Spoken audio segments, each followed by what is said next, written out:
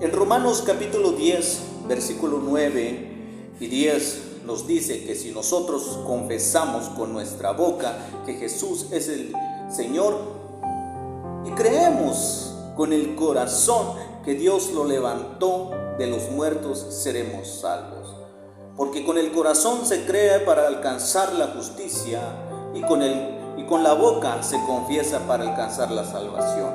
Querido amigo, hoy Dios quiere que sepas que quiere encontrarse contigo, que tiene un plan perfecto para tu vida, que no necesitas buscar más en otros lados, que no necesitas tratar de llenar esa necesidad espiritual que tienes con otros métodos u otras necesidades que no sea el mismo. Dios quiere encontrarse contigo. La pregunta es, mi querido amigo, ¿por qué no le das una oportunidad al Señor?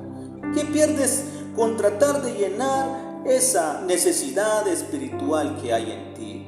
Dios está tocando tu corazón en este día. Hay algo diferente dentro de ti. Muy en lo profundo reconoces que lo necesitas de Él. Solo basta hacer un lado el orgullo y el prejuicio y permitir que Dios tome el lugar que le corresponde en tu vida. Si eres capaz de reconocer tu necesidad de Dios y no dejar pasar esta oportunidad que Dios te está dando este día, te invito a que reconoces a Jesús como tu único y suficiente Salvador. Y estoy seguro, mi querido amigo, que si lo haces, esta declaración con un corazón sincero, Dios comenzará a obrar en tu vida de una manera diferente.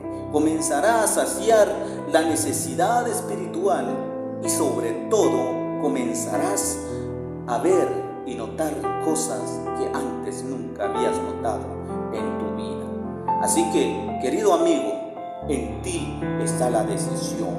Toma la decisión correcta de aceptar al Señor como tu único y suficiente Salvador. Bendiciones, mi querido amigo.